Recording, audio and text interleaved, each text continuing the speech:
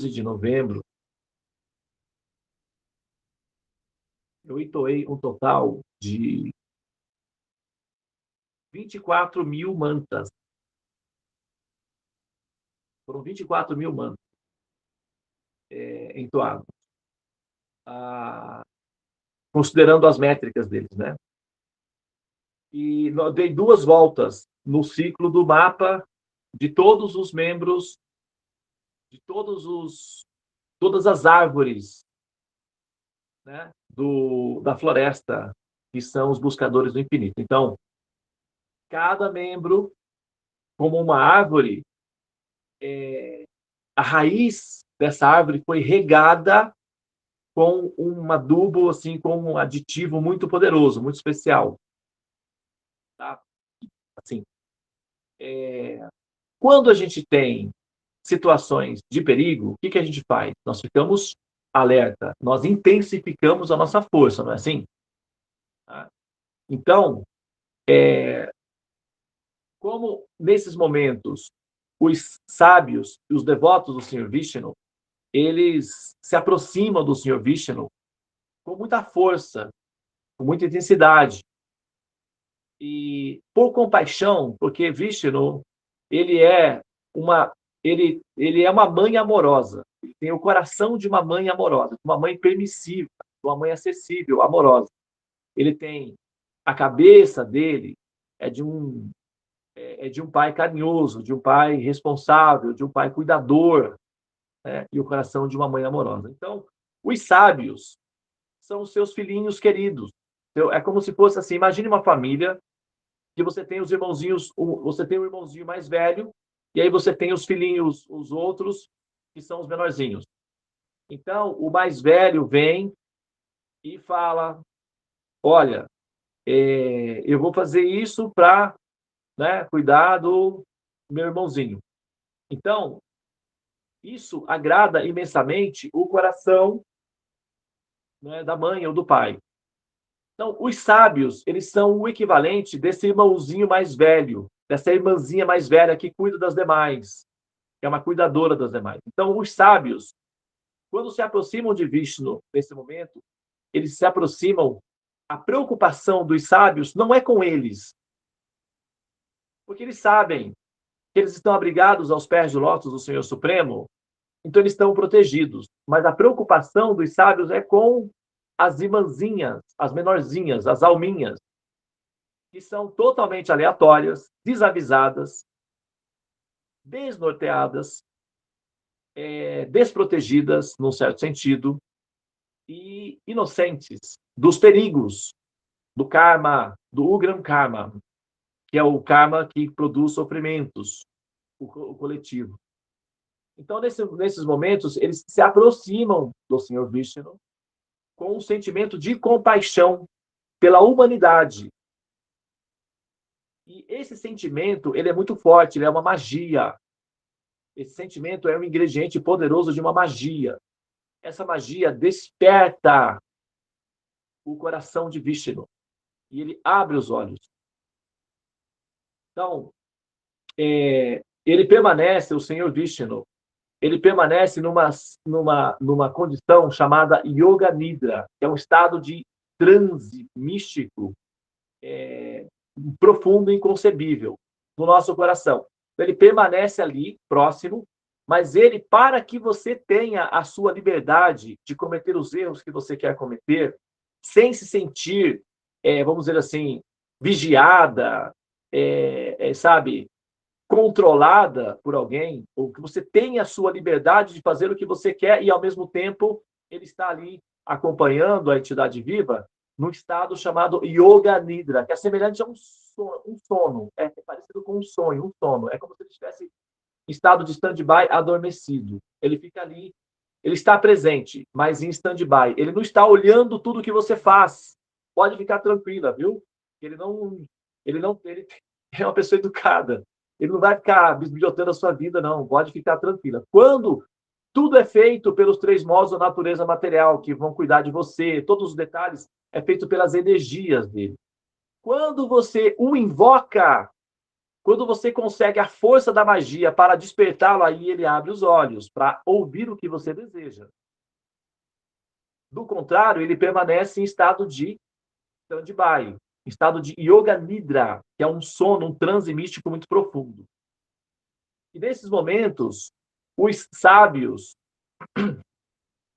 eles, então, precisam despertar o Senhor Vishnu para que ele abra os olhos.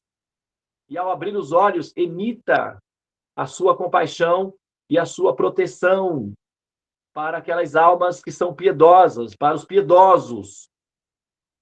Os sábios se preocupam com os piedosos, eles não, assim, os malfeitores, trapaceiros, vigaristas, espertinhos, patifes. Porque tem gente assim, né? A gente não vai falar de quem é, mas a gente sabe que tem algumas pessoas que são assim. Mas tudo bem, deixa para lá. Isso, eles estão sendo tratados pela energia ilusória. É a própria jurisdição da Mahamaya que está cuidando dessas almas, essas almas aí, né? Os sábios, a preocupação, o carinho, a atenção dos sábios são para os piedosos, os seres piedosos, que sinceramente se esforçam por progredir, que são honestos, que buscam evoluir, que querem realmente se melhorar, são os piedosos. A preocupação dos sábios são com os piedosos, não é com... Quando a gente fala a humanidade, não é que a gente está colocando todo mundo, não. Tudo bem. Os malfeitores, patifes, espertinhos, chamados espertinhos, né? É dito que esse mundo é dos espertos. Né? Você já ouviu esse ditado, David? Tem as pessoas não falam, não é assim que eles falam? O mundo é dos espertos, né? Eles dizem isso, né? O mundo é dos espertos. E você sabe de uma coisa? Você sabe, né? Que eles estão certos, né? Você sabe disso, né? É verdade, eles estão certos. O mundo é dos espertos. Esse mundo dos mortais, esse mundo que é uma decepção contínua, esse mundo que é dedicado àqueles que morrem, sim, é dos espertos. O próximo, o divino, o eterno, o permanente, o estático, o lindo, maravilhoso, o bem-aventurado, é dos inocentes. Esse daqui é dos espertos. Os espertos ficam aqui, nascendo e renascendo, espertamente. Agora, os inocentes são transferidos para o mundo dos inocentes. E os espertos permanecem aqui, nascendo e morrendo. Esse é o mundo dos espertos. Eles estão completamente cobertos de razão. Agora, esses espertos, esses espertalhões, o próprio Krishna diz na Bhagavad Gita, né? Milênio após milênio, eu descendo. Para quê? Para proteger os piedosos, que são meus devotos queridos, e educar os canalhas. Entendeu? Corrigir os malfeitores. Os espertinhos, deixa comigo. Vocês, crianças, vão brincar. Esse é o comportamento de Vishnu. Entendeu? Então, assim, os sábios, nesse momento, eles se aproximam do Senhor Supremo com todo... lá, alguém falou ali, ó. Espertos e despertos. Não, Chandra falou. Como foi? Qual é? Fala, Chandra, o seu ditado aí, o seu provérbio. Bom dia. Bom dia. Eles espertos e nós despertos, né? Prefiro assim, né? Então, deixem os espertos com os espertos. Exatamente. E os espertos com os espertos. Então, veja bem, o Senhor Supremo, nesse momento, os sábios, eles vão aos locais sagrados, eles se retiram, né? Como nós fizemos aqui. Eu acompanhei os sábios no retiro, né, espiritual deles, e, assim, o ritmo dos mantras, das orações, tem essa função de produzir uma magia coletiva. Todos os sábios se reúnem para produzir uma magia. Essa magia, ela empodera a consciência coletiva dos sábios e zás, é lançada diretamente no coração do Senhor Supremo. E isso faz com que ele desperte, abra os olhos e benevolentemente, então, atende às orações dos sábios para proteger os piedosos, aqueles que são sinceros, que são devotados, que são dedicados, que são altruístas, que são jardineiros que cultivam e limpam o coração diariamente das ervas daninhas. E então, nesse momento, o Senhor Supremo dá essa proteção especial, porque é preciso de uma proteção especial, não é uma proteção aleatória comum, é uma proteção especial, porque o momento exige uma proteção especial. Então, o que era ruim ficou excelente. E quem perdeu pode ganhar. Tem uma música que fala isso, né? A música do Ricardo, Paulo Ricardo, que fala assim: e quem perdeu pode ganhar. Então, esse momento, que é um momento trágico, um momento ruim, um momento que as pessoas ficam desesperadas, o eclipse vai, agora o eclipse vai me pegar, agora não tem mais jeito, agora para onde que eu vou correr? Não é? Esse momento, que é um momento assim tenso de preocupação, para aqueles que são piedosos, se transforma numa excelente oportunidade, porque o motivo é autêntico, é verdadeiro, para despertar a compaixão, o amor e a proteção do Senhor Supremo, Sri Vishnu, Bhagavan.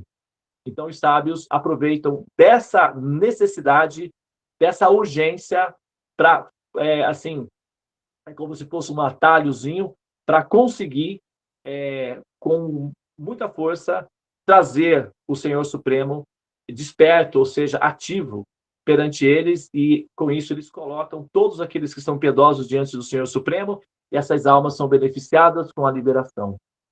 Então, algo que era, assim, ruim, a princípio, o eclipse, nós transformamos isso em algo extremamente auspicioso, divino e belo. Os sábios fazem isso. Então, os sábios védicos.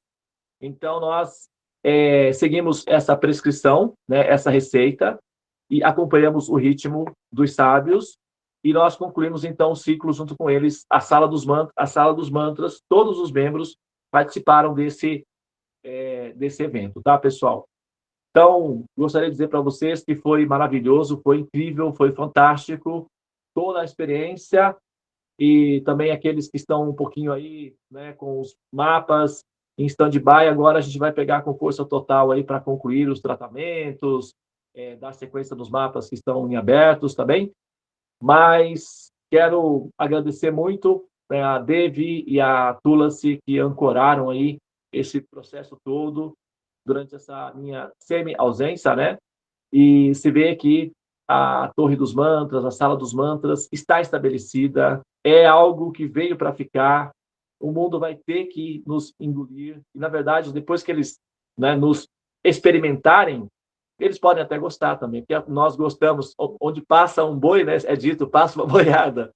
Então, e a Sala dos Mantras tem a vantagem de ser universalista, e cabe toda a humanidade na Sala dos Mantras, né, na verdade. Não sei se a internet suporta uma pressão de 7 bilhões simultaneamente. Não sei se ela suporta, teria que se adaptar a isso daí, né? Mas eu acho que dá para expandir. É claro que é uma visão utópica de ter todos os membros da humanidade, né, inseridos no contexto, porque a gente sabe que tem os espertos, e os espertos eles são resistentes. E aí eles não se aproximam. Mas tem muita gente piedosa que caberia, sim, aqui, né? Como a Adriana falou, porque tem tanta gente boa, tem tanta gente bonita, tem tanta gente de bom coração, de boa intenção, que está transitando na letargia, na escuridão, e eles vão simplesmente morrer para renascer novamente.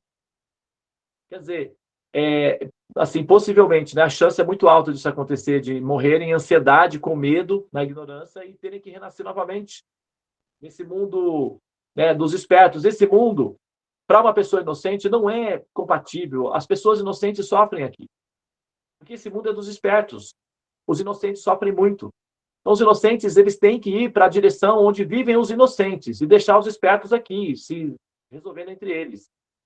Então, assim, sabe, a gente deve olhar para aqueles que são inocentes e trazê-los para mais próximo da saída, para que eles consigam sair, para não serem vítimas, sabe, do abuso e da exploração dos espertos aqui desse mundo. Então, a gente precisa cuidar das nossas, né, das nossas alminhas aí, das nossas amigas que estão nos procurando e não sabem como nos encontrar. Então, seja você aí um farol, né? Sabe, se você não quiser, por exemplo, necessariamente trazer a pessoa para a sala dos mantras, porque, de repente, esse processo todo de despertar pela manhã um pouco doloroso para algumas pessoas, no início, né, principalmente, você pode ensinar outras pessoas a fazer o Mahamantra, ensinar outras pessoas a terem uma alimentação arrinsa. Você pode ensinar, você é uma sacerdotisa, você é um libertador, você é um mestre na humanidade. Você tem conhecimento, você tem a luz, você tem um caminho, você tem segurança, você tem amor, você tem muita coisa. E isso não pode ficar só com você. É preciso que você tenha compaixão da humanidade. Então, espalhe essa bem-aventurança, espalhe o amor que você tem no seu coração, espalhe a sua piedade. Seja misericordiosa, seja compassiva com a humanidade. Sabe, identifique uma alma, ao menos uma. Identifique uma que você entenda, essa é uma alma inocente. Não faz sentido ela ficar aqui, continuar no mundo dos espertos, dos mortais. Eu vou colocar ela na direção da senda da liberação. Invista nessa pessoa, ensine ela o mantra, ensine ela os preceitos da evolução, ensine ela a alimentação ahimsa, compartilhe, faça o mundo melhor, torne o mundo mais seguro, mais feliz, mais iluminado, mais forte, né? Faça como o nosso querido Roberto Carlos nos sugeriu. Eu quero ter 1 milhão de amigos e bem mais forte poder cantar.